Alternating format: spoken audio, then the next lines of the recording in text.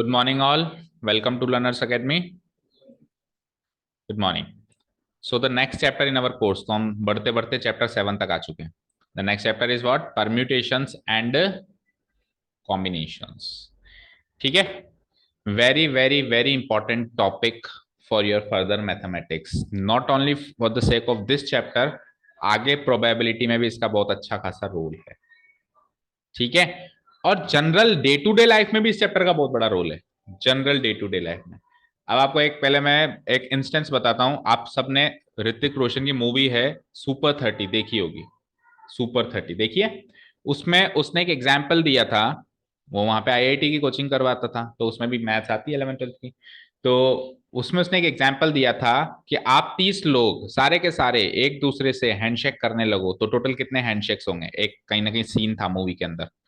आप 30 लोग हो, सुपर 30 में 30 ही बच्चे थे उसके बाद, कि आप सारे के सारे एक दूसरे से हैंडशेक्स करो तो टोटल कितने हैंडशेक्स होंगे. तो वो जो क्वेश्चन था उसका आंसर ये चैप्टर देता है. ये चैप्टर देता है, ये चैप्टर आता है तो आप वाकई में पता कर सकते हो कि कितने हैंडशेक्स थे. Is this clear? और कुछ एक आध एग्जाम्पल, क्योंकि चैप्टर में घुसने से पहले आपको ये पता होना चाहिए चैप्टर में होने क्या वाला है, इस चैप्टर में क्या चीज है. तो एक एग्जाम्पल ये दे दिया. कोई और दूसरा एग्जाम्पल ले सकता हूं. देखो, जैसे कि एक एग्जाम्पल है कि शिवम के पास 10 टी शर्ट्स हैं और 6 जीन्स हैं. 10 टी शर्ट्स हैं और 6 जीन्स हैं. तो उनके कितने कॉम्बिनेशन से वो पूरे कपड़े पहन के जा सकता है. भाई पहली टी शर्ट पहली जीन्स, पहली टी शर्ट दूसरी जीन्स, तीसरी टी शर्ट चौथी जीन्स, कितने कॉम्बिनेशन से वो ड्रेसअप होके जा सकता है. तो कोई कहेगा 10 तरीकों से जा सकता है, कोई कहेगा मतलब उसकी पूरी पूरी ड्रेसेस कितनी बन गई, 10 ड्रेसेस बन गई कि 20 बन गई कि 50 बन गई. उस क्वेश्चन का आंसर भी ये देगा, ये चैप्टर देगा. उस क्वेश्चन का आंसर भी कौन देगा? ये चैप्टर देगा. तो काफी इंटरेस्टिंग चैप्टर है और थोड़ा सा टिपिकल है, क्योंकि लैंग्वेज बेस्ड है. क्योंकि क्या है? लैंग्वेज बेस्ड है. लैंग्वेज बेस्ड मतलब आपको उसकी क्वेश्चन उसकी भाषा को समझना पड़ेगा कि वो क्या पूछ रहा है. जैसे प्रोबेबिलिटी था ना, काफी आसान था. प्रोबेबिलिटी चैप्टर काफी आसान था अगर लैंग्वेज को समझ गए तो. लैंग्वेज नहीं समझे तो कुछ समझ ही नहीं आएगा उसमें. तो वैसा ये है. हालांकि प्रोबेबिलिटी तो बिल्कुल ही मतलब उसमें कैलकुलेशन तो ना के बराबर होती थी. अभी कैलकुलेशन इसमें थोड़ी बहुत तो होगी. हालांकि जब प्रोबेबिलिटी अपन 12th लेवल पे पढ़ेंगे, 11th लेवल पे पढ़ेंगे, तो वहां प्रोबेबिलिटी भी डिफिकल्ट है, वो कैलकुलेशन बेस्ड ज्यादा है. लेकिन 10th की प्रोबेबिलिटी से कंपेयर करें तो इसमें थोड़ी सी कैलकुलेशन ज्यादा होगी. ठीक है, इज दिस क्लियर? तो कैलकुलेटिव भी है और थ्योरी बेस्ड भी है, एनालिटिकल है, जिसको अपन कहते हैं एनालाइज करना. अच्छा, ऐसा ऐसा सोचना पड़ेगा. Is this clear? ठीक है, और कुछ फॉर्मूलाज हमको मिलेंगे. ठीक है, तो परम्यूटेशंस एंड कॉम्बिनेशंस हम चैप्टर स्टार्ट कर रहे हैं. इसका इंट्रोडक्शन मैंने दे दिया कि इसमें करने क्या वाले हैं, ये सारी चीजें पता करनी. यानी बेसिकली हम इसमें है ना number of veg find out करने वाले हैं. क्या फाइंड आउट करने वाले हैं? बोलो. Number of veg. ठीक है, एक और एग्जांपल से मैं और आगे बढ़ता हूं. लेट अस कंसीडर कि हमने दो डाइस को एक साथ थ्रो किया. दो डाइस को एक साथ थ्रो किया. एक डाइस जिसमें 1 to 6 मार्किंग हो रही है, दूसरी डाइस जिसमें अगेन 1 to 6 मार्क होंगे. हमने दोनों को एक साथ थ्रो किया. तो हम प्रोबेबिलिटी क्लास 10th में सीख के आए, उसका सैंपल स्पेस कैसे बनता था, याद है? याद है एक क्वेश्चन आया था हमारा कि हम दो डाइस को साथ में थ्रो करेंगे तो उसका सैंपल पे क्या क्या आउटकम्स हो सकते हैं. तो हमने सैंपल स्पेस बनाया था, याद हो आपको, कि ऐसा सैंपल स्पेस बनता था 1,1, फिर 1,2, फिर 1,3. याद है क्या? ऐसे टिल 1,6 और देन फिर 2,1, 2,2, राइट. ऐसे करते करते 2,6 और ऐसे करते करते लास्ट में 6,1, 6,2 और वो भी 6,6. याद है? याद है कि नहीं है? तो प्रोबेबिलिटी में तो हम एक्चुअली आउटकम की बात कर रहे हैं. एक्चुअली जो आउटकम्स हैं, जैसे 1,1 एक आउटकम है. भाई दो डाइस को थ्रो करेंगे तो उसका रिजल्ट 1,1 हो सकता है. 1,2 भी एक एक्चुअली एक आउटकम है. 3,1 भी एक आउटकम है. यहां पे भी हम ऐसी ही कुछ बात करेंगे, पर हम यहाँ पे एक्चुअल आउटकम की बात कम करेंगे, कितने आउटकम से उसकी बात ज्यादा करेंगे. भाई दो डाइस को थ्रो करेंगे तो कितने तरीकों से आंसर आ सकता है, क्या क्या आंसर्स आ सकते हैं, कितने आंसर्स आ सकते हैं. मतलब मैं ये बात कम करूंगा कि क्या क्या आंसर्स आ सकते हैं, मैं ये बात ज्यादा करूंगा कि कितने आंसर्स. हालांकि प्रोबेबिलिटी में भी थोड़ा बहुत इसकी चर्चा होती थी कि कितने आंसर्स आ सकते हैं, और इस चैप्टर में भी थोड़ी बहुत ये चर्चा होगी कि क्या क्या आउटकम्स आ सकते हैं. बट प्रोबेबिलिटी में ज्यादा चर्चा ये होती थी कि क्या क्या आउटकम्स हैं. कितने से ज्यादा क्या पे फोकस होता था. यहाँ पे क्या से ज्यादा कितने पे फोकस होगा. मतलब ये इस चैप्टर में पूरा हम ओवरऑल यही बात करेंगे कि कितने तरीके हैं, इस काम को करने के कितने तरीके हैं, इस काम को करने के इस कॉम्बिनेशन से कितनी कॉम्बिनेशन तैयार हो सकते हैं। समझ रहे बात को, समझ रहे हो ना, ठीक है ना, क्लियर है। सपोज करो सम्मेलन में गए, वहां पे 10 लड़कियां हैं, 8 लड़के हैं, उनके जोड़े बनाने, कितने जोड़े बना सकते हो। तो ये क्वेश्चन, ये भी आप कौन कौन से जोड़े बना सकते हो, ये इसका आंसर तो प्रोबेबिलिटी देगी। भाई ए का बी से जोड़ा बना दिया, बी का सी से बना दिया, है ना, लेकिन कितने जोड़े बन सकते हैं इसका आंसर ही चैप्टर देगा। मतलब जब आपको फोकस इस पे करना हो कि how many number of ways are there, तो आप परम्यूटेशन कॉम्बिनेशन का सहारा लोगे। Is this clear, clear. Chapter में क्या होने वाला है, थोड़ा फील मिला, ठीक है। अब बात करते हैं इसके फर्दर इंट्रोडक्शन की। अब बात करते हैं इसके फर्दर इंट्रोडक्शन की। तो इसमें टोटल आप चेक करोगे तो आपको 4 एक्सरसाइजेस मिलेंगी। 7.1, 7.2, पहले इसका फ्रेमवर्क तैयार कर लेते हैं, चैप्टर में कितनी एक्सरसाइज हैं, किस एक्सरसाइज में क्या क्या पढ़ना है। 7.4 एंड फिर एक मिसलेनियस भी है शायद, है ना, 5 एक्सरसाइजेस हैं, ठीक है। अब इन 5 एक्सरसाइज में क्या क्या पढ़ना है, देखो पहली एक्सरसाइज में अपन एक थ्योरम पढ़ेंगे, fundamental principle of actually fundamental principle of calculation counting, fundamental principle of counting, एक प्रिंसिपल पढ़ेंगे, उससे पूरी की पूरी पहली एक्सरसाइज सॉल्व हो जाएगी। दूसरे इसमें अपन एक चीज, नई चीज सीखेंगे मैथ्स में, जैसे आयोटा नया निकल के आया था आयोटा, तो यहाँ पे एक नई चीज निकल के आएगी, फैक्टोरियल। एक नई चीज सीखेंगे, मतलब उस चैप्टर, इस चैप्टर को भूल जाएंगे, मतलब सेकंड एक्सरसाइज में आते आते चैप्टर क्या है उसको तो एक बार भूल जाएंगे, क्या है चैप्टर भूल जा, एक नई चीज सीखते हैं फैक्टोरियल। फिर फैक्टोरियल सीख के फिर वापस चैप्टर को उठाएंगे जहां पे छोड़ा था, फंडामेंटल प्रिंसिपल ऑफ काउंटिंग करके चैप्टर को छोड़ देंगे। तू वेट कर, अब मैं नई चीज सीख के आता हूँ, फैक्टोरियल सीख के आएंगे, फिर जहां पे छोड़ा था फंडामेंटल प्रिंसिपल काउंटिंग पे छोड़ा था ना, वहीं से वापस चैप्टर को पिक करेंगे। क्यों, क्योंकि आगे की चैप्टर को सीखने के लिए वो फैक्टोरियल समझना जरूरी था। तो सेकंड में अपन सीखेंगे, हाँ वही तो है, ठीक है। एक्सरसाइज 7.3 में अब अपन क्या करेंगे, परम्यूटेशन एक्चुअली सीखेंगे, परम्यूटेशन जो चैप्टर का नाम है, और एक्सरसाइज 7.4 में कॉम्बिनेशन। ये फ्रेमवर्क तैयार हो गया चैप्टर का, बोलो तैयार हो गया। पहली एक्सरसाइज में फंडामेंटल प्रिंसिपल ऑफ काउंटिंग, जो भी दो हैं, एक तो है फंडामेंटल प्रिंसिपल ऑफ मल्टीप्लीकेशन और एक है fundamental principle of addition. Fundamental principle of addition, एक मल्टीप्लीकेशन और एक एडिशन, दो प्रिंसिपल सीखेंगे अपन पहली में, दूसरे में बिल्कुल एंटायर डिफरेंट थिंग चलेगी, आप भूल जाओगे, दूसरे एक्सरसाइज करते करते आप भूल जाओगे चैप्टर कौन सा करो, क्योंकि चीज ही कोई नई चीज सीखेंगे अपन। फिर तीसरी चौथी में वापस उसी पे वापस आएंगे, उसमें फैक्टोरियल का भी रोल आएगा, permutation and combination. Is this clear. तो स्टार्ट करूं मैं पहली एक्सरसाइज 7.1। एक्सरसाइज क्या स्टार्ट करेंगे, इसके बारे में थोड़ा बहुत लिखते हैं और फिर कुछ एग्जांपल्स करते हैं, एक्सरसाइज कल स्टार्ट करेंगे, ओके ना, ठीक है, ठीक है। तो परम्यूटेशन एंड कॉम्बिनेशन, ठीक है ना। तो लिखिए पहले इसकी चैप्टर की हेडिंग के लिए हम लिख सकते हैं, in this chapter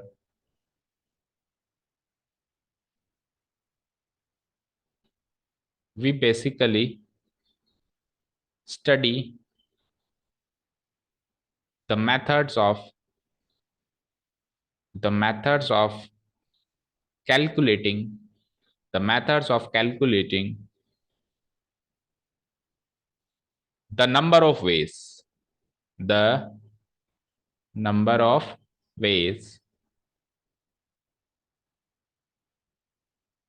the number of ways in which a particular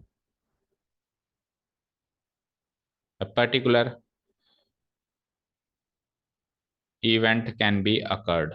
A particular event can be occurred.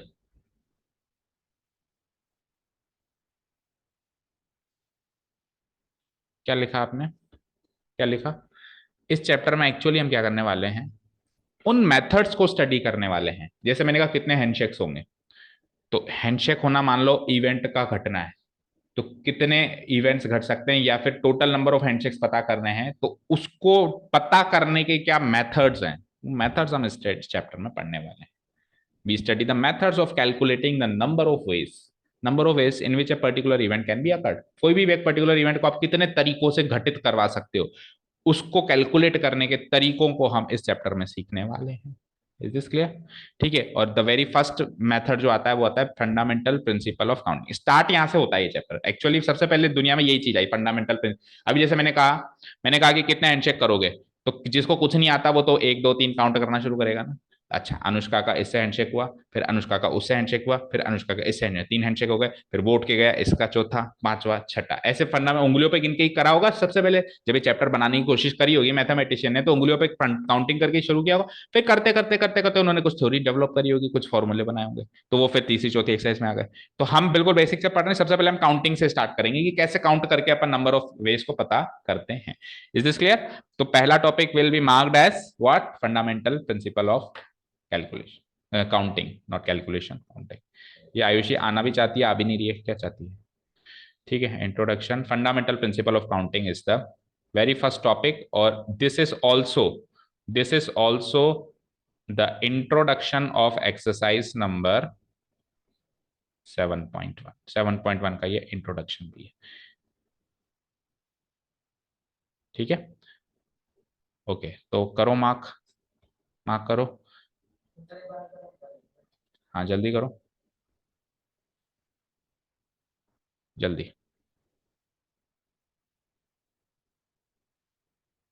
ये लिखने विखने का काम जल्दी किया करो थोड़ा सा। Hmm, okay. So the very first topic क्या मार्क किया हमने बेटा? Fundamental principle of counting, exercise number 7.1 का इंट्रोडक्शन। बड़ा ही आसान सा प्रिंसिपल है, फंडामेंटल प्रिंसिपल ऑफ काउंटिंग। भाई किसी भी चीज को काउंट करना, काउंट करने का मतलब समझ तो गिनना, तो उसके ऊपर क्या प्रिंसिपल काम करता है, कैसे हम चीजों को काउंट कर सकते हैं ना। और it is again divided into 2 parts, जैसे कि मैंने बताया, तो वो भी टेबल रूप में इसमें लिख दो ताकि चीज क्लियर हो जाए यहीं पे ही।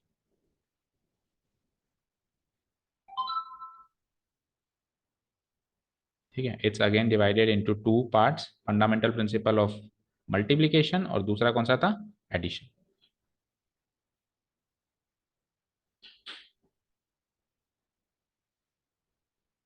ठीक है, first one is fundamental principle of,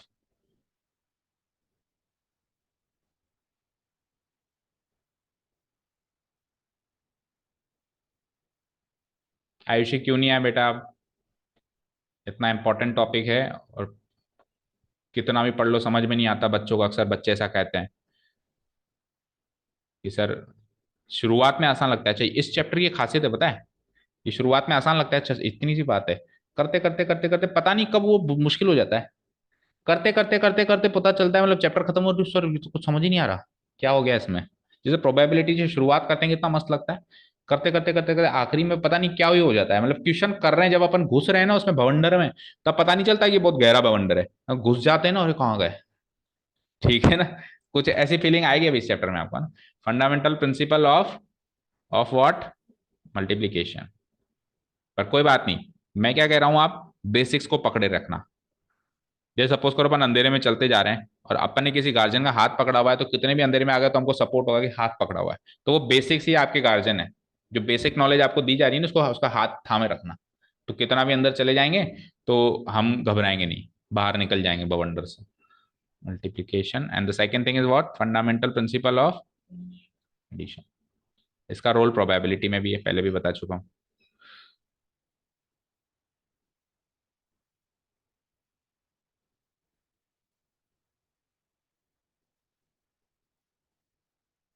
ठीक है, लिख लिया?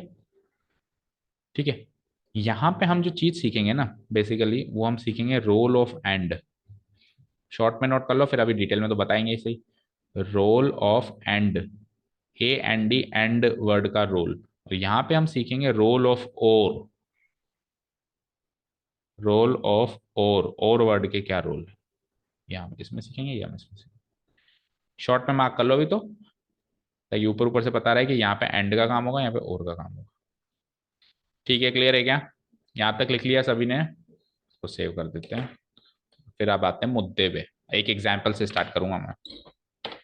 क्या है चैप्टर का नाम? Permutation, permutations and combinations, that's it, यही है नाम।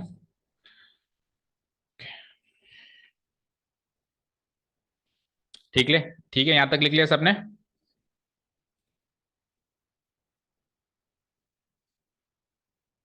ठीक है। तो अब इसमें भी वेरी फर्स्ट जो चीज है वो है फंडामेंटल प्रिंसिपल ऑफ काउंटिंग। में भी दो चीजें थी, मल्टीप्लीकेशन एंड एडिशन। तो पहले मैं बात करता हूं मल्टीप्लीकेशन की। मैंने क्या कहा था, इसमें रोल ऑफ एंड है। एंड वर्ड का मतलब क्या होता है? और। देखो, दो घटनाएं हैं, ये घटना भी है, ये घटना भी है। आपको दोनों घटनाओं को साथ में अकर करवाना है, ये भी हो, ये भी हो। तो जो पहली घटना कितने तरीकों से हो सकती है वो सोचना है, दूसरी घटना कितने तरीकों से हो सकती है और सोचना है। और अगर आपको उसको साथ में करवाना है तो आपको इसके तरीकों को इसके तरीकों से मल्टीप्लाई कराना है। ऐसा कहता है फंडामेंटल प्रिंसिपल ऑफ मल्टीप्लीकेशन। ठीक है। और इधर क्या है? एंड नहीं है, इधर है और का मतलब है या तो ये हो या फिर ये हो, ये हो तो ये ना हो, ये हो तो ये ना हो। तो अगर आपको ऐसा करवाना है कि या तो ये घटना घटित हो या फिर ये घटना घटित हो, कितने तरीकों से करवा सकते हो? तो अब आपको इसके तरीकों को इसके तरीकों को जोड़ना पड़ेगा। ऐसा कहता है फंडामेंटल प्रिंसिपल ऑफ एडिशन। जब आपको घटना को साथ में घटित कराना है तब तो आप मल्टीप्लाई करोगे। और जब आपको घटना को साथ में नहीं घटित कराना, या तो ये हो तो ये ना हो, या तो ये हो, इस तरीके से घटित करवाना है, तब आप उनके तरीकों को मल्टीप्लाई नहीं करोगे, उनके तरीकों को, नंबर ऑफ वेज को क्या करोगे? ऐड करोगे। यहां पे नंबर ऑफ वेज को क्या करोगे? मल्टीप्लाई करोगे। अब ये सारी चीज विदाउट एग्जाम्पल नहीं समझी जा सकती, तो आगे कुछ भी लिखने से पहले सबसे पहले ले देते हैं एग्जाम्पल, क्योंकि अब ऐसा शक्लें दिखाई दे रही हैं कि मतलब वो कंफ्यूजन क्रिएट हो गया है, हो गया है। तो let's take an example, let's take an example. जैसे कि अभी मैं वही वाला एग्जाम्पल लेता हूं, है ना, कि शिवम के पास number of jeans, number of T shirts कितनी है? वही वाला एग्जाम्पल लेता हूं। नंबर ऑफ टी शर्ट्स कितनी है? Late us say 10, 10 T shirts. Generally jeans number of T shirt से कम ही होती है सबके पास। Number of jeans, let us say ये है इसके पास 6, 6 जीन्स, 6 पेयर्स ऑफ जीन्स। ठीक है ना? क्लियर है? अब मैंने कहा, अच्छा 10 ही लिख दिया गलती से, 6। अरे बेटा, ये जो जीन्स होती है ना, ये एक्चुअली एक पेयर ऑफ जीन्स होती है, हम गलत बोलते हैं। टांगे दो है ना, ये एक टांग वाली जीन्स लाएगा तू, दो हाँ? तो एक्चुअली हम इसको जीन्स बोलते हैं, actually it is a pair of jeans. Actual grammar में बात करेंगे तो it is a one pair of jeans जो हम पहन के आए। जैसे सॉक्स की जोड़ी होती है ना, वैसे जीन्स की भी जोड़ी लाते हैं हम, दो टांगों वाली। ठीक है, ओके, ओके।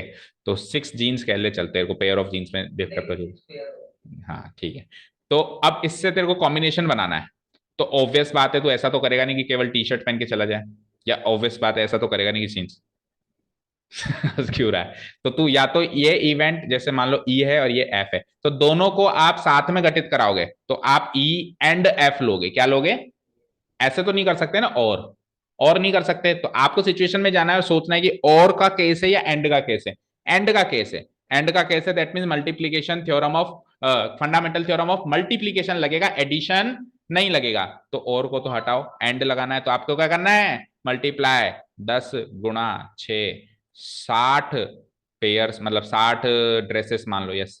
60 तरीकों से तू ये कॉम्बिनेशन पहन के जा सकता है, और बड़ा ही आसान तरीका है। अब आप सोचना ध्यान से। टी शर्ट नंबर 1 को तू 6 जींसों के साथ पहन सकता है। T shirt 1 jeans 1, T shirt 1 jeans 2, T shirt 1 jeans 3, T shirt 1 jeans 4, T shirt 1 jeans 5, T shirt 1 jeans 6।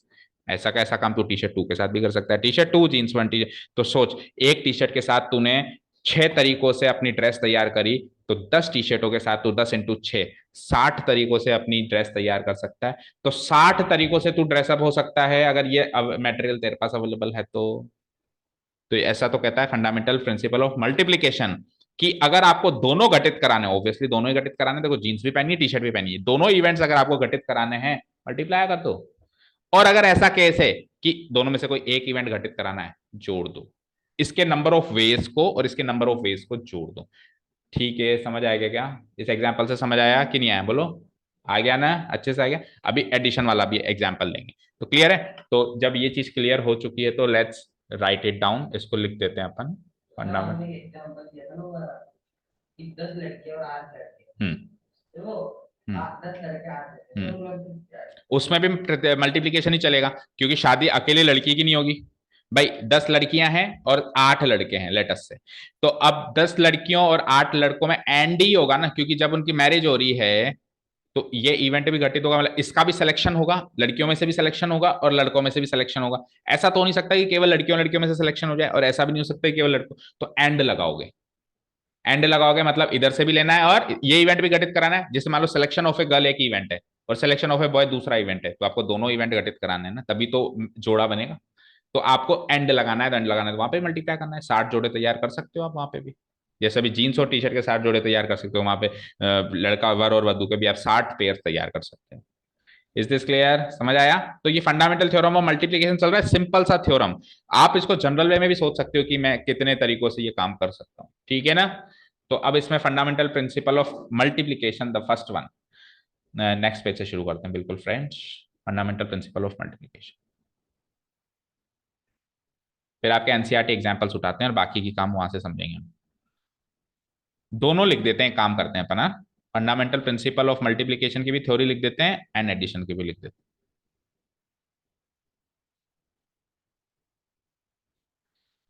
हैं ऑफ मल्टीप्लीकेशन।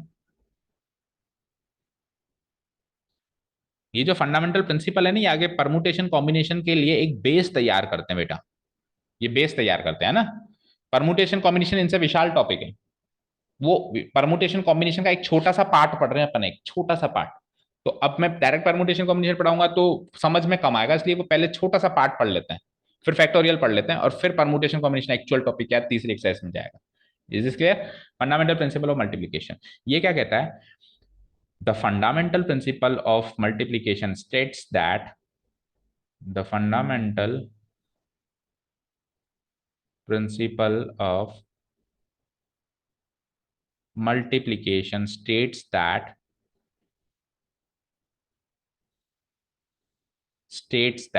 मतलब ये प्रिंसिपल क्या कहता है? ये कहता है that if if there are if there are if there are m number of ways m number of ways if there are m number of ways of occurrence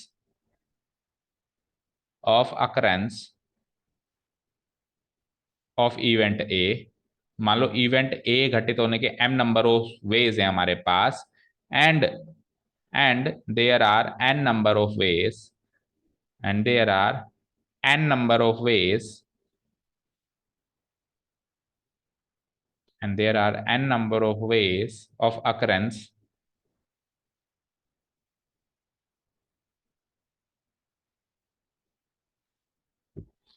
of event B.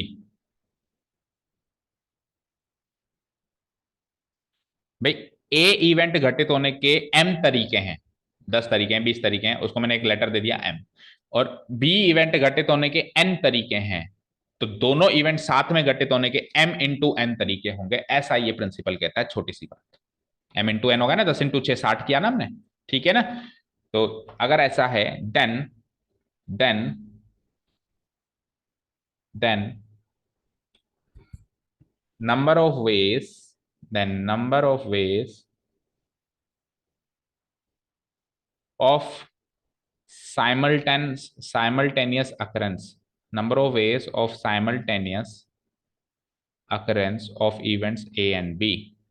Simultaneous occurrence मतलब साथ में occur होना ना, simultaneous occurrence of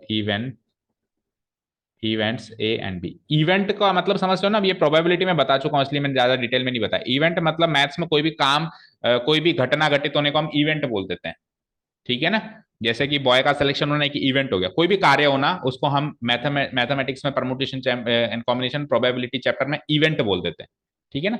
event A and B, इसके number of veg कैसे आएंगे? M into N से आएंगे, एम इंटू एन से आएंगे।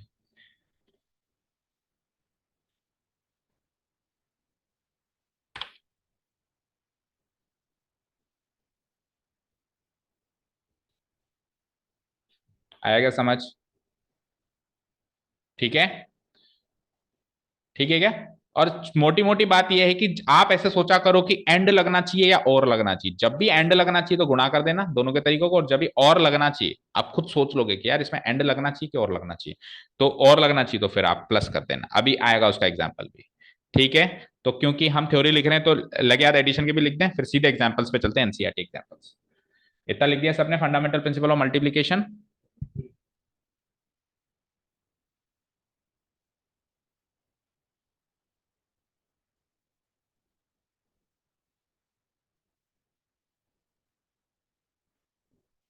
ठीक है। अब सेम टू सेम बात कॉपी पेस्ट करनी है, बस थोड़ा सा चेंजेस करना है। सेम टू सेम बात हमको क्या करनी है, कॉपी पेस्ट करनी है। देखो मैं एक बार के लिए इसको कॉपी पेस्ट करता हूँ, अब कॉपी पेस्ट करके चेंजेस करूंगा ना तो आपको पता चलेगा अच्छा ये डिफरेंस है। समझ में आई बात? तो एक बार मैं कॉपी पेस्ट कर देता हूँ और फिर देखना क्या क्या डिफरेंस है इसमें, यहां से लेके यहां तक ये पूरी बात। Control C, control we,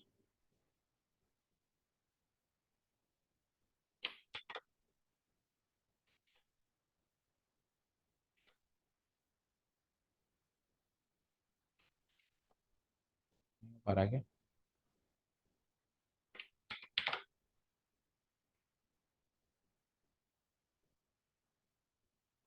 LIC को लेके आ रहा है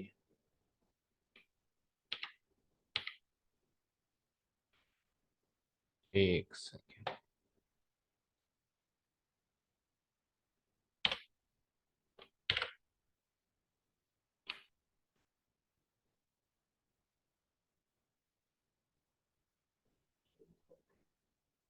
क्योंकि ये पुराना है, आजकल तो मॉडिफाई होकर सारी चीज नई हो जाती है। आजकल जमाना जानता है ना, दिखावटी जमाना है। अभी तू जा पार्लर में, तेरे को भी मॉडिफाई करके कुछ भी बना देंगे, पर है तो पुराना ही। वही हाल इन कंप्यूटर्स का भी है।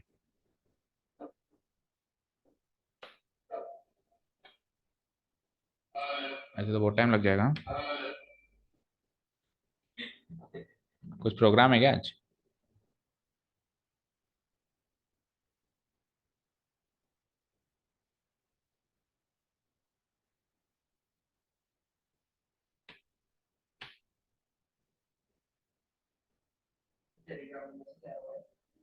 हम्म। किसका?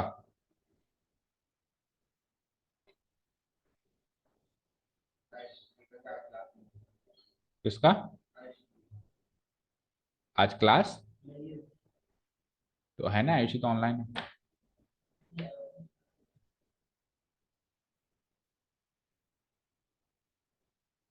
बस थोड़ा सा और पहुंच गए मंजिल पे। थोड़ा टाइम लगा लेकिन इतना लिखने में ज्यादा लगता है ना, तो थोड़ा तो सेव किया हमने।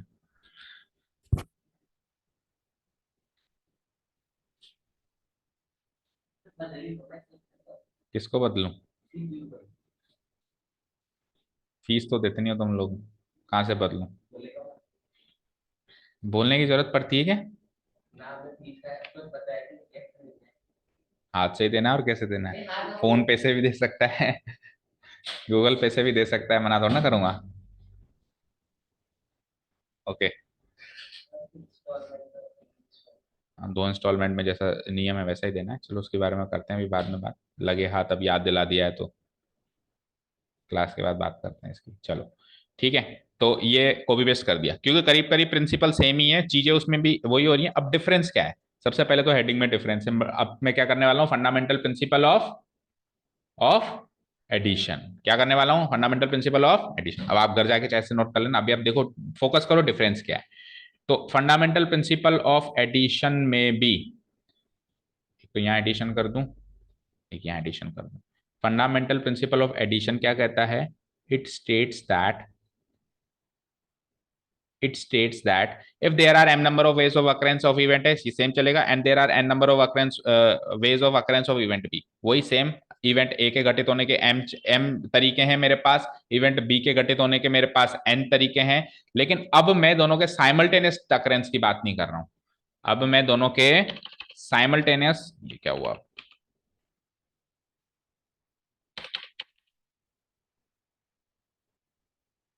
ये तो फिर से लिखना ही पड़ेगा। चलो, तो अब मैं दोनों के साथ में घटित होने की बात नहीं कर रहा हूं, अब मैं क्या बात कर रहा हूं कि या तो ये घटित हो और या फिर वो घटित हो। तो ऐसे कितने तरीके हो सकते हैं जिसमें या तो ये घटित हो या वो घटित हो।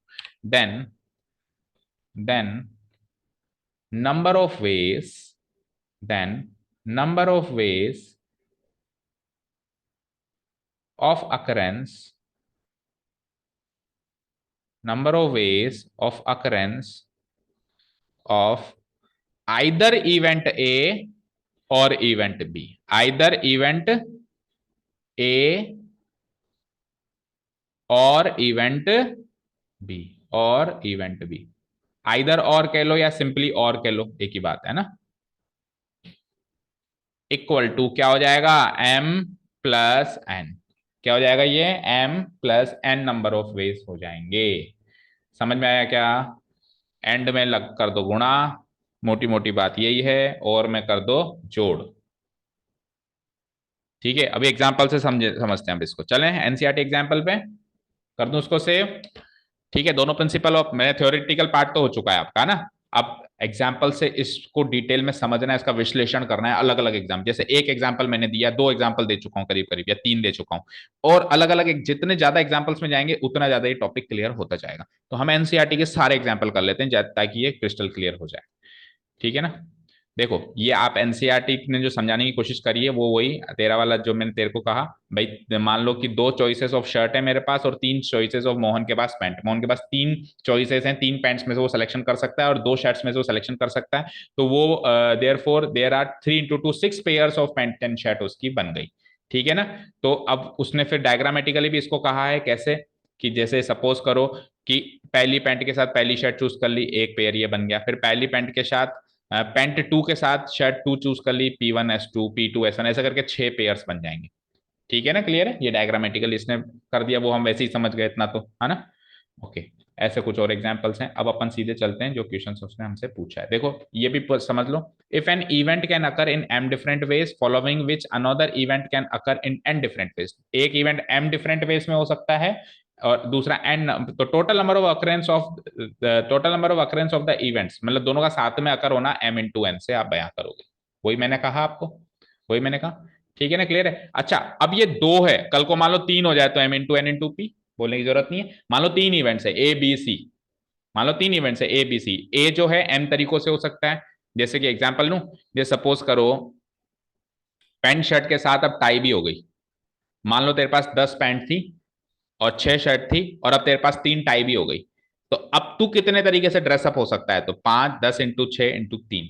जैसे 10 × 6 60 पेयर तो तेने पहले ही बना दिए थे। अब 60 पेयर के साथ तू टाई वन भी पहन सकता है, उन्हीं 60 पेयर के साथ तू टाई टू भी पहन सकता है, उन्हीं 60 पेयर के साथ तू टाई थ्री भी पहन सकता है। तो 60 60 60 180 तरीकों से तू ड्रेसअप हो सकता है। समझ में आ गई बात। ठीक है, तो ऐसे इवेंट्स बढ़ते जाएंगे तो उनको बस उनके नंबर ऑफ वेज को साथ में मल्टीप्लाई करते जाना। ये केवल दो इवेंट्स के लिए नहीं, 3 4 5 सबके लिए ये हो सकता है। समझ में आ रहा है ना। ये चैप्टर की खास बात है, एक बार बोलते तो सब समझ आता है। एक बार बोलते ही तो इसमें ऐसी कोई चीज ही नहीं है जो समझ में नहीं है, क्योंकि ऐसी कोई बात ही नहीं है। करीब करीब हम डे टू डे लाइफ की बात करते हैं, अच्छा सर इतनी इसमें बात है क्या, ये तो मैं वैसे ही कर लेता। लेकिन जब क्वेश्चंस पे बात आती है ना, फिर ऐसा लगता है कि सर इसमें तो कुछ समझ ही नहीं आया चैप्टर में। तो चलो example number 1, let's read out. Find the number of 4 letter words with और विथआउट मीनिंग। इसको एक बार साइड में रखो। Which can be formed out of the letters of the word rose where the repetition of the letters is not allowed. Question को समझो, मैंने क्या कहा था, लैंग्वेज बेस्ड चैप्टर है, लैंग्वेज को तो समझना ही पड़ेगा। जैसे प्रोबेबिलिटी था ना, आपको 4 लेटर के वर्ड्स बनाने हैं, 1 2 3 4। सर लेटर कौन से लूं, रोज वर्ड के लेटर ले लो। रोज वर्ड में 4 लेटर हैं, ROSE, इनके ही लेटर ले सकते हो आप, यानी R ले सकते हो, O ले सकते हो, S ले सकते हो, E ले सकते हो। वर्ड्स बनाना शुरू करो। वर्ड्स बनाओगे तो हो सकता है कोई वर्ड ऐसा बने जिसका कोई मीनिंग ही ना हो, तो आप उस चीज की फिक्र मत करो। उसने क्या कह दिया, विथ और विथआउट मीनिंग। मीनिंग निकल रहा है तो भी अच्छी बात है, नहीं निकल रहा है तो भी अच्छी बात है। मतलब किसी ने ऐसे वर्ड बना दिया OSER, तो सर ऐसे तो कोई वर्ड ही नहीं होता, तो कोई बात नहीं, मीनिंग का तो सोचना ही नहीं है ना, आपको उसको भी वर्ड मानना है, आपको उसको भी वर्ड मानना है। Is this clear.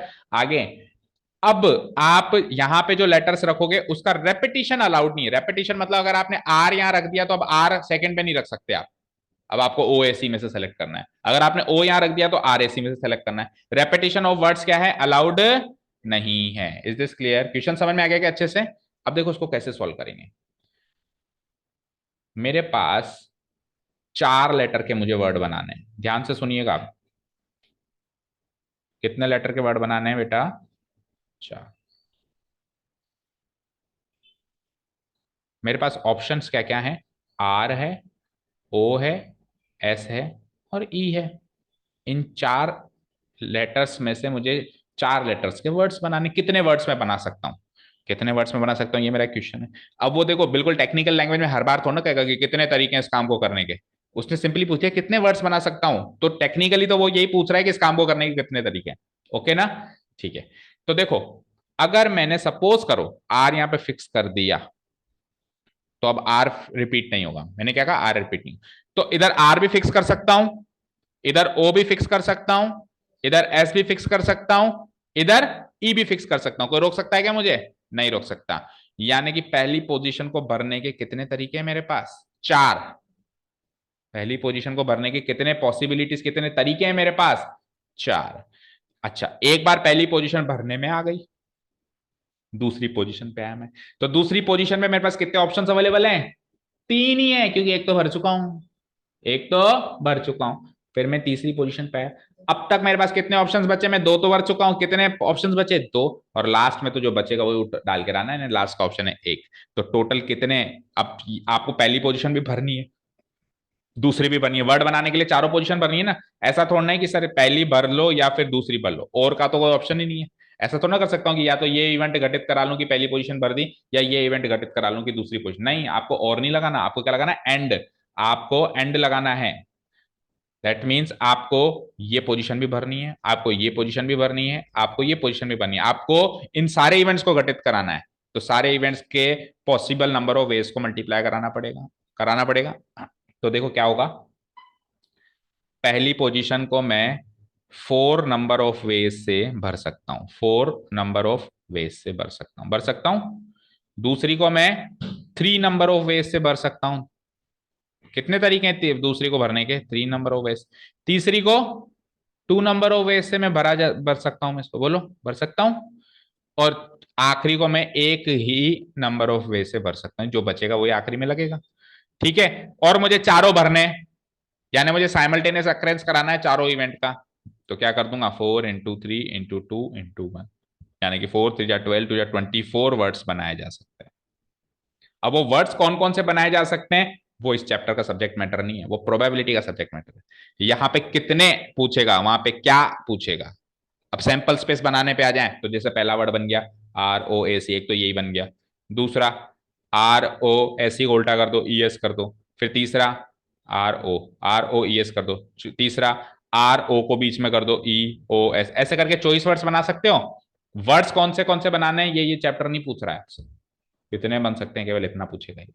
या किसी किसी रेयर केस में पूछ भी ले कि सैंपल स्पेस बनाओ, तो वो फिर छोटा एक्सपेरिमेंट होगा जिसमें आप उंगलियों पे गिन सको कि अच्छा ये वर्ड्स बन रहे हैं। Is this clear? समझ आया? समझ आया ना? ठीक है। आयुषी आपको समझ में आया? ऑनलाइन स्टूडेंट्स बोलो, बोलो आयुषी, समझ आया क्या? Yes sir. अच्छे से समझ आया? ठीक है। Yes sir. देखो 4 × 3 × 2 × 1, यानी कि 24 तरीकों से मैं ये वर्ड बना सकता हूं। That means there are 24 words which can be. अच्छा जी, अब सुनना, यहाँ पे रेपिटेशन नॉट अलाउड था, यहाँ पे रेपिटेशन नॉट अलाउड था। और अब मैं कह दूं कि साहब रेपिटेशन अलाउड है, यानी आप इस पे आर डाल के वापस इधर आर डाल सकते हो। तो अब ज्यादा वर्ड्स बनेंगे, मानते हो, खुद मानते हो, कॉमन सेंस से मानते हो, ज्यादा वर्ड्स बनेंगे। अब कितने बनेंगे? अब पहली पोजीशन को 4 लेटर से भर सकते हो, दूसरी को अगेन 4 से भर सकते हो क्योंकि रिपीटिशन अलाउड है ना। तीसरी को अगेन 4 से, चौथी को अगेन 4 से, और भरने चाह रहे हैं तो एंड लगेगा 4 × 4 × 4 × 4, दैट मींस 4 4 जा 16, 16 4 जा 64, 64 4 जा होता है 256। तो 256 वर्ड्स अब बनेंगे रेपिटेशन अगर अलाउ कर दें तो। उस केस में मैं क्या कर दूंगा? 4 × 4 × 4 × 4, that means 256 words are there. तो देखो, जब रेपिटेशन नॉट अलाउड हो तो एक अलग केस, अलग क्वेश्चन है, और रेपिटेशन अलाउड हो तो एक अलग क्वेश्चन है। ठीक है, तो बड़ा केयरफुली क्वेश्चन को रीड करना है, बड़ा केयरफुली। चले नेक्स्ट एग्जांपल पे। Okay, let's see. आयुषी, अगर आपको कोई डाउट हो ना तो आप हैंड रेस कर देना, इसमें ऑप्शन आता है जूम में हैंड रेस करने का ना। Example number 2। सुनना, गिवन 4 फ्लैग्स, देखो इसने नोट में दिया ही है, तो हमारी बात सुन लेता है या हम इसकी बात सुन लेते हैं पता नहीं है। If the repetition of the letters was allowed, how many words can be found? One can easily understand that each of 4 vacant places can be filled in succession in 4 different ways, hence the required number of words will be 4 into 4 256। या तो ये हमारी मन की बात सुन लेता है या हमने इसकी सुन ली, पता नहीं क्या। जो हम सोचते हैं वो ये सोचता है, देखो। तो एनसीईआरटी इतनी पढ़ ली एनसीईआरटी कि एनसीईआरटी के तरीके से सोचने लग गया बाबा, है ना। एनसीईआरटी खून में घुल गई है एक तरीके से। Example 2. Given 4 flags of different colors, how many different signals can be generated if a signal requires the use of 2 flags, one below the other? Question समझते हैं कि हमारे पास 4 अलग अलग कलर के फ्लैग हैं, 4 अलग अलग कलर के फ्लैग हैं, रेड ग्रीन कुछ भी मान लो, है ना। ठीक है, 4 अलग अलग कलर के हमारे पास फ्लैग हैं। लेट अस से ये एक कलर है, इसको मैं C1 कह देता हूँ, है ना। ये दूसरा कलर है, C2 कह देता हूँ। तीसरा कलर है, या कलर के नाम रख दो, रेड ब्लैक ग्रीन कुछ भी, वो आपकी इच्छा है, जैसे C1 C2 C। हो गए। अभी मैं स्टेप्स की बात नहीं कर रहा हूँ क्योंकि हम एग्जांपल्स कर रहे हैं, अभी मैं मेन मुद्दे की बात कर रहा हूँ। जब कल एक्सरसाइज करेंगे तो फिर अपन स्टेप बाय स्टेप करेंगे उसको, ना। एक आध क्वेश्चन, फिर बाकी आप होमवर्क में सारे कर लेना। ठीक है। अब हमको इन 4 फ्लैग से सिग्नल बनाना है। सिग्नल कैसे बनाते हैं? आपने कभी ट्रेन की में फाटक पे आप रुके होंगे कभी, ट्रेन फाटक होता है ना, यहाँ पे ट्रेन गुजरती है, क्रॉसिंग जिसको बोलते हैं, रेलवे क्रॉसिंग। तो आपने देखा होगा ट्रेन गुजरने के बाद उसके हाथ में 2-3 झंडे रहते हैं जो फाटक खोलता है, और वो अजीब से सिग्नल्स देता है। हम कई बार समझ भी पाते हैं, कई बार नहीं। ग्रीन और फ्लैग का कॉम्बिनेशन दे देगा, फ्लैग एंड उसका रेड एंड ब्लैक का कॉम्बिनेशन दे देगा, रेड एंड व्हाइट का। तो उनके कुछ आपस में सिग्नल रहते होंगे। तो ऐसे कितने सिग्नल तैयार किए जा सकते हैं अगर मेरे पास 4 रंग के झंडे हैं? ऐसा वो कह रहा है भाई। जैसे C1 C2 का एक सिग्नल तैयार कर दिया, C2 एंड C3 की कॉम्बिनेशन से एक सिग्नल तैयार कर दिया। समझ में आई बात? अच्छा, सिग्नल्स में आप कितने फ्लैग्स यूज कर सकते हो? तो वो उसने कहा नहीं, 4 तो हैं हमारे पास, लेकिन एक सिग्नल में आप 2 ही फ्लैग यूज करोगे, वन बिलो द अदर। यानी सिग्नल कुछ ऐसा है, एक फ्लैग ऊपर एक फ्लैग नीचे। 4 into 2 क्यों? ज्यादा उतावले मत बनो। मैंने कहा ना, इसमें समझ में ऐसा लगता है इस चैप्टर में कि हमको सब कुछ ही आ गया, हम तो होशियार बन गए एक ही दिन में। लेकिन ऐसा होता नहीं है एक्चुअली इस चैप्टर में, है ना। बड़े ध्यान से चीज को सुनो गहराई से, कि हमारे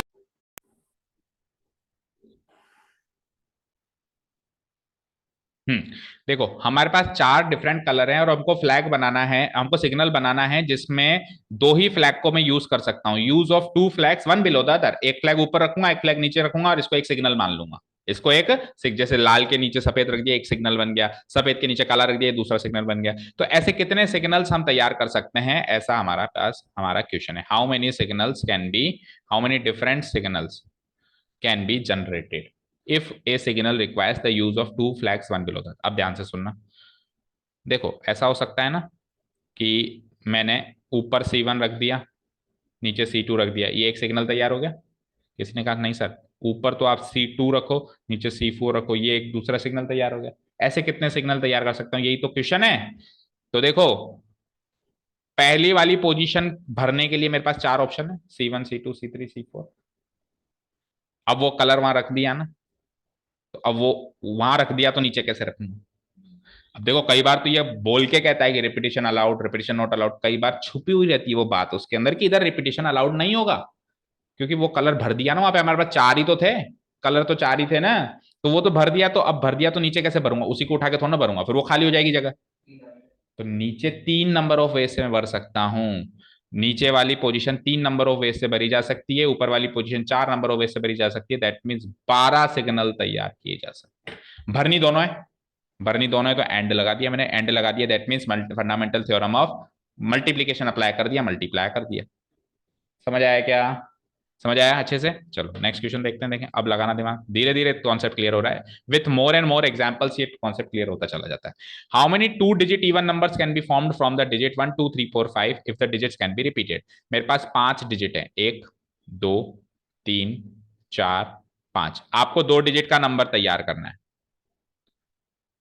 2 डिजिट का नंबर तैयार करना है। अब 2 डिजिट का नंबर तैयार करना है, दोनों डिजिट भरनी पड़ेगी। तो ऑब्वियसली मैं पहले ही बता देता हूं, एंड लगेगा, क्योंकि ये इवेंट भी घटित कराना है और ये इवेंट भी घटित। अगर आप सपोज करो ये वाला डिजिट नहीं भरते हो और यही भरते हो, तो फिर 1 डिजिट का ही नंबर बना। उसने साफ साफ कहा है कि आपको 2 डिजिट का नंबर बनाना है, आपको दोनों इवेंट घटित कराना है। ठीक है, अब सुनो, सुन तो लो। क्यों 1 क्यों नहीं हटा? क्यों? 1 और 5 15 2 डिजिट का नंबर है ना। मल्टीप्लाई नहीं, अरे एंड, ये ले एंड हटा देता हूं मैं, तो शुरू में ही कंफ्यूज हो गया। एंड का मतलब ये है कि आपको ये इवेंट भी घटित कराना है, यानी ये पोजीशन भी भरनी है और ये पोजीशन भी भरनी है। आपको दोनों इवेंट घटित कराने हैं। तो इस इवेंट को घटित कराने के तरीके और इस इवेंट को घटित कराने के तरीके, नंबर ऑफ वेज को मल्टीप्लाई करना पड़ेगा, समझा? अब आपको नंबर कैसा बनाना है? 2 डिजिट इवन नंबर बनाना है। 2 डिजिट इवन नंबर बनाना है। अब इवन नंबर बनाने के लिए जो यूनिट प्लेस है वो एक इवन नंबर होना चाहिए, तभी तो इवन बनेगा। तो 1 2 3 4 5 में से 2 और 4 ही तो इवन है। तो इस प्लेस पे तो 2 या 4 ही आएगा, कुछ भी कर लो। इस प्लेस पे तो 2 या 4 ही आएगा, इधर कुछ भी आ सकता है। और उसने कह दिया digits can be repeated, digits can be repeated. तो अगर आपने 2 या 4 यहां भरा है तो अगेन आप 2 या 4 यहां पे भी भर सकते हो, ठीक है ना? तो अब देखो, हम स्टार्ट करूंगा आपकी बार में यूनिट डिजिट से। तो ये यूनिट डिजिट को मैं, और ये टेंस डिजिट को, तो यूनिट डिजिट को मैं दो तरीकों से ही भर सकता हूं, बोलो यस और नो। 2 वेज ही है ना मेरे पास भरने के। कोई कहे कौन से तरीके, बता दो, या तो 2 भर दो या 4 भर दो। पहले हालांकि पूछता नहीं है कौन से तरीके हैं, लेकिन कितने तरीके हैं ये पूछता है। तो दो तरीके हैं इसको हैं भरने के। मुझे बताओ टेंस डिजिट को भरने के कितने तरीके हैं? पांचों तरीके जिंदा है, क्योंकि इवन नंबर बनाने के लिए इधर 1 भी आ सकता है, 2 भी आ सकता है, 3 भी आ सकता है, 4 भी आ सकता है, 5 भी आ सकता है, और रेपिटेशन भी अलाउड है। तो सपोज करो यहाँ 2 भर दिया तो अगेन यहाँ 2 भर सकता हूँ। रेपिटेशन अलाउड है ना। तो इसको भरने के कितने तरीके हो गए? कितने तरीके हो गए? 5 तरीके। कोई कहे कौन कौन से? 1 2 3 4 5। तो अब तो डिजिट नंबर क्या बन सकता है, मतलब कितने नंबर बन सकते हैं? 10 नंबर्स बन सकते हैं। 10 नंबर्स बन सकते हैं। Is this clear? अच्छा, अब यहाँ पे रिपीटेड नॉट अलाउड हो तो digits can not be allowed, ऐसे लिखो, the digits can not be repeated हो। तो देखो, एक डिजिट तो यहां भर चुका हूं ना, तो फिर इसको भरने के 5 की जगह 4 ही तरीके हो जाएंगे। अगर डिजिट्स अलाउड ना हो तो 5 की जगह कितने तरीके हो जाएंगे? 4 ही तरीके हो जाएंगे, यानी 4 × 2, 2 नंबर कम हो जाएंगे मेरे, 8 नंबर में बना सकता हूँ। अब इतना तो कॉमन सेंस समझ में आ रहा होगा कि जब रिपीट अलाउ करूंगा तो ज्यादा नंबर बनेंगे, रेपिटेशन अलाउड नहीं करूंगा तो कम नंबर बनेंगे। तो ऐसे 10 नंबर बन रहे हैं, तो अब जो रिपीटेशन अलाउड नहीं करूंगा तो अब कम नंबर बनने चाहिए। तो कितने कम बन रहे हैं? 2 नंबर कम बन रहे हैं। 8 × 4 × 2, 8 ही नंबर बनेंगे, क्योंकि एक प्लेस तो मैं भर चुका हूं ना यहाँ पे। भाई 2 या 4 में से या तो 2 रख सकता हूँ या 4 रख सकता हूँ, जो भी है रख दिया मैंने। तो अब वो 2 या 4 जो भी रखा उसका ऑप्शन इधर खत्म हो गया ना। जैसे मान लो 2 रख दिया तो अब इधर 1 3 4 5 भर सकता हूं, और अगर 4 रख दिया तो 1 2 3 5 भर सकता हूं। तो इधर कुल मिला के दोनों ही केसेस में 4 तरीके ही बचे, और इधर 2 तरीके मेरे पास ऑलरेडी हैं। तो 4 × 2, 8 नंबर से मैं काम कर सकता हूँ। ठीक है, क्लियर है? Next question. तो वैसे तो 10 नंबर से इसका आंसर है, क्योंकि रिपीटिशन अलाउड था। अगर नहीं होता तो 8 तरीके होते हैं। अगेन सिग्नल आ गया। लेकिन अब ये क्वेश्चन थोड़ा सा डिफरेंट है, सेकंड क्वेश्चन से थोड़ा सा एडवांस क्वेश्चन है ये। Find the number of different signals, वही सिग्नल बनाने हैं, ठीक है, बाय अरेंजिंग एटलीस्ट 2 फ्लैग्स। क्या लिखा हुआ है? एटलीस्ट। एटलीस्ट का मतलब क्या होता है? कम से कम 2 फ्लैग तो लगाने हैं आपको। और फ्लैग कितने हैं टोटल? 5। कितने फ्लैग हैं भैया आपके पास? 5। मैं लेटर से पांचों फ्लैगों को C1 C2 C2 से मार्क कर देता हूं। C1 पहला फ्लैग, C2 दूसरा फ्लैग, C3 तीसरा फ्लैग, C4 चौथा फ्लैग, C5 पांचवा फ्लैग। ये तो 5 ऑप्शन है मेरे पास अंदर कबर्ड में पड़े 5 फ्लैग। ध्यान से सुनना, बिल्कुल ध्यान से। आपको क्या करना है, इनमें से कम 2 फ्लैग का इस्तेमाल तो करना ही है। एटलीस्ट 2 फ्लैग्स लिखा है ना, कम से कम 2 फ्लैग।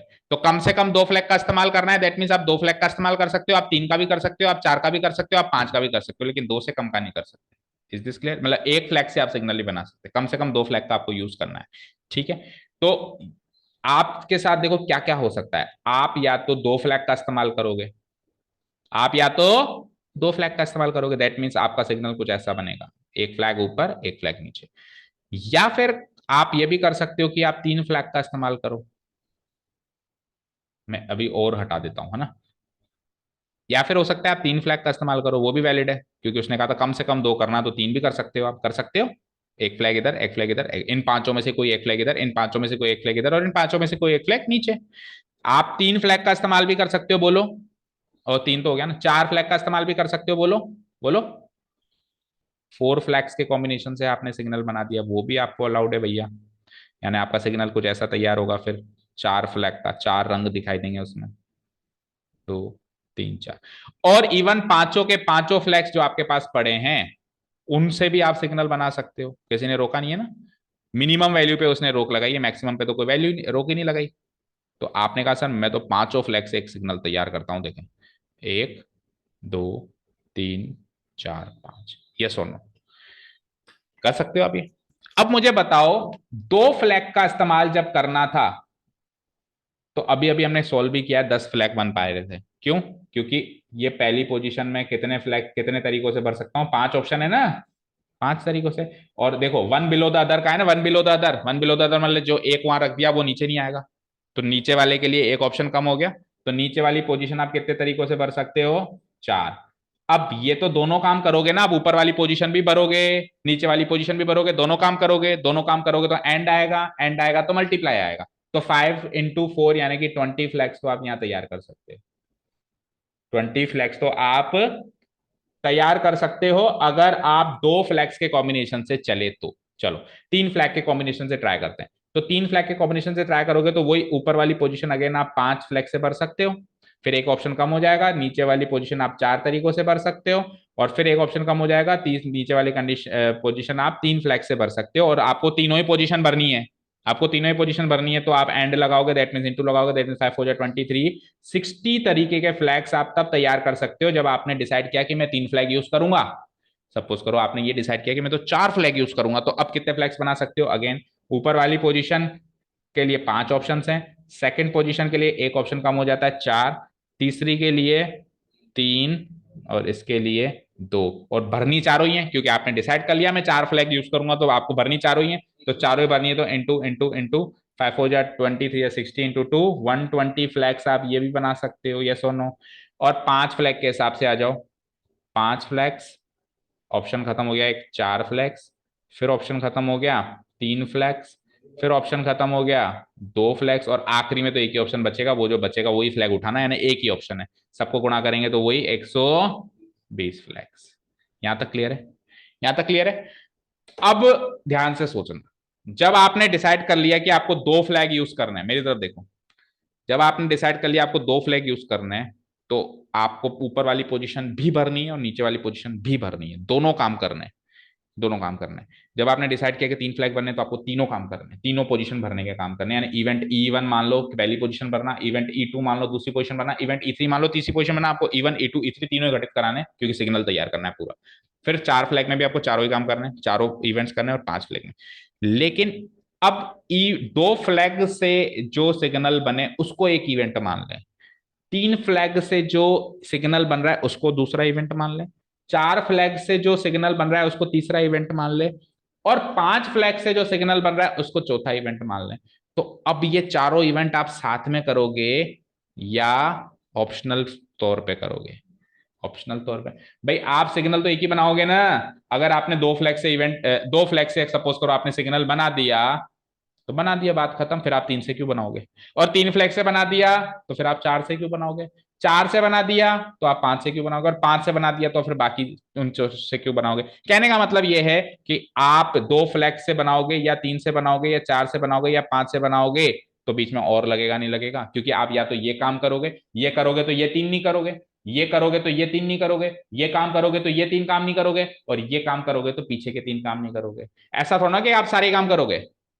देखो उनकी पोजीशन भरने के लिए तो आपको दोनों काम करने हैं, लेकिन जब इन केसेस को अलग अलग सोचा जाए तो आप या तो 2 फ्लैग से ही बनाओगे क्योंकि सिग्नल एक ही बनाना है, आप 3 से बनाओगे तो इनके बीच में एंड नहीं लगा, क्या लगा? और यहां पे लगेगा फंडामेंटल थ्योरम ऑफ एडिशन, यानी कि इनके तरीकों को, जैसे इसको करने के 20 तरीके हैं, इसको करने के 60 तरीके हैं, इसको करने के 120 तरीके हैं, तो इनके तरीकों को ऐड करना पड़ेगा।